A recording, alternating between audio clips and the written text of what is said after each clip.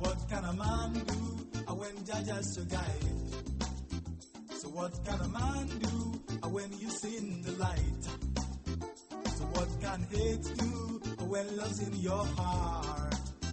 So you'll be standing tall. You'll be clean and proud. Tomorrow's in your eyes. You will never fail. So what can a man do when Jaja says no? So what can a man do when his time is up? You know today's kings are tomorrow's bones. So look up history. The wicked must fall. They must fall. Their children will pay. The oppressed will always laugh last, you know. It's just a season. It will pass away. Darkness will give way to light one day.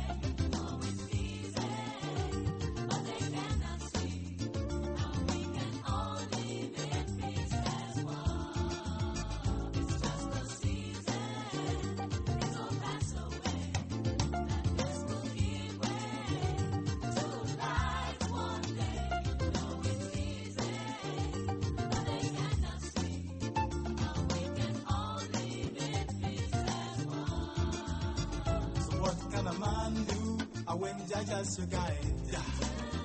So what can darkness do when you're in the light? So what can hate do when love's in your heart? So you'll be standing tall. Standing tall, standing tall, You'll be clean and proud. clean and proud. Tomorrow's in your eyes. In your eyes, in your eyes. You will never fail. I tell you. It's just a season. It will pass away.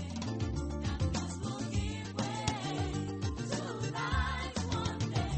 No, it's easy, but they cannot see how we can all live in peace as one. It's just a season. It will pass away. Darkness will give way to light one day. No, it's easy, but they cannot see how we can all live in peace as one.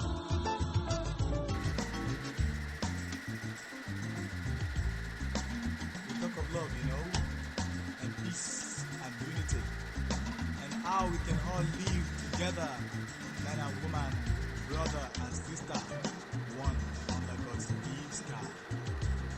Remember the words of our fathers, that no man shall be slave to another.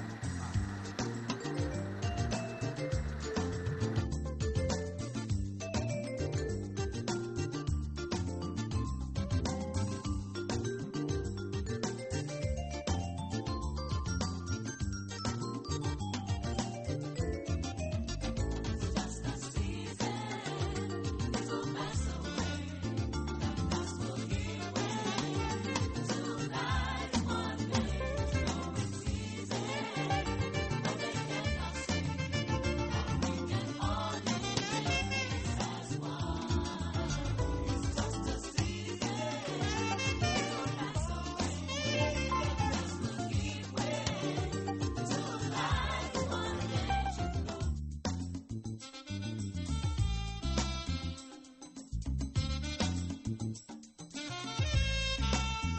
So what can a man do when Jaja's your guide? So what can a man do when you see in the light? So what can hate do when love's in your heart? So you'll be standing tall. Standing tall, You'll be clean and proud. clean and proud. Tomorrow's in your eyes. In your eyes, in your eyes.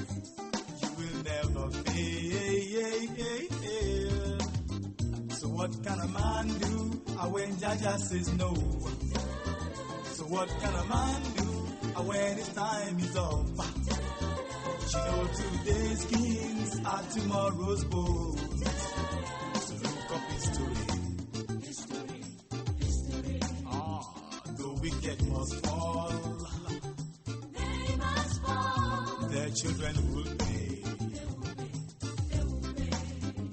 The oppressed will tí ọyẹ́ tètè ẹ gbọ́dọ̀ kàn yọ díẹ̀ ní tó bá ti ṣàbùnú ẹ̀ ó máa já tó bá jiná so kó má ṣẹbẹ̀ ní yọ rárá ẹ mọ́ bí jollof rice tí a bá tẹ̀sí omi ẹ̀ á wà òkè ká tó da rice àti ọ̀pẹ́ yẹn máa sweet ẹ̀ so èyí kan kó má rí bẹ́ẹ̀ yẹn or else ó máa já so we have to. always laugh last, you know. It's just a season. It will pass away. And this will give way to life one day. Oh, it's easy, but they cannot see how we can all live in peace as one. It's just a season. It will pass away. And this will give way to life one day.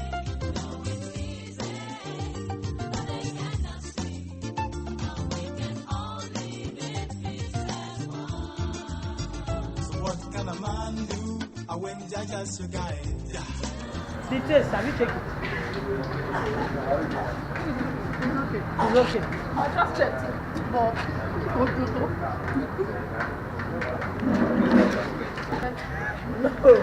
For easy way of working, you will need this. And I say it's very easy to use. This is cassava stripe shape. And this shape is cassava churro bite.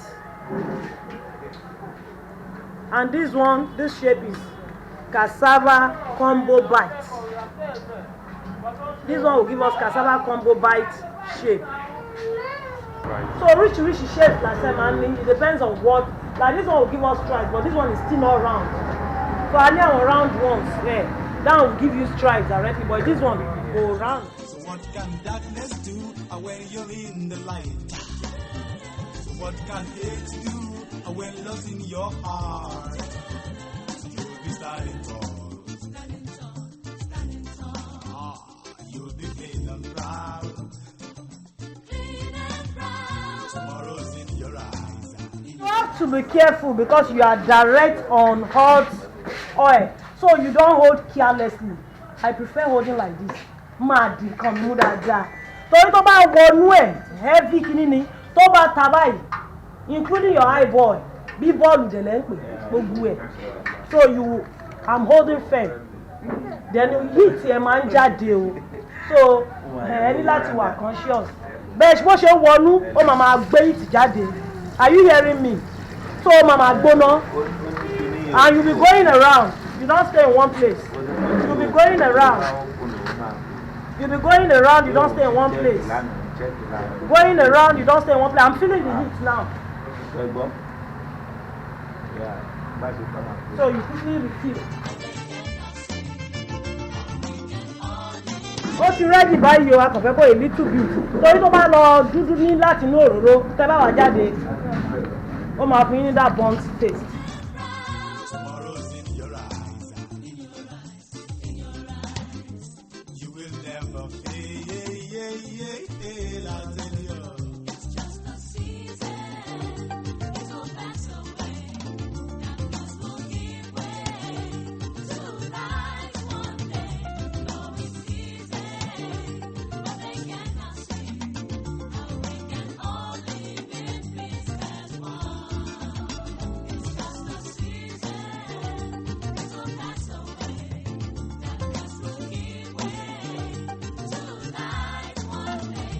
Oh, it's easy, but they cannot see how we can all live in peace as one.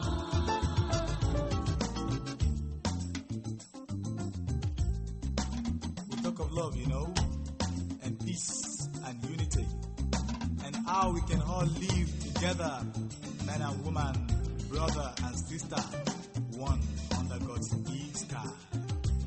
Remember the words of our fathers that no man shall be slave to another.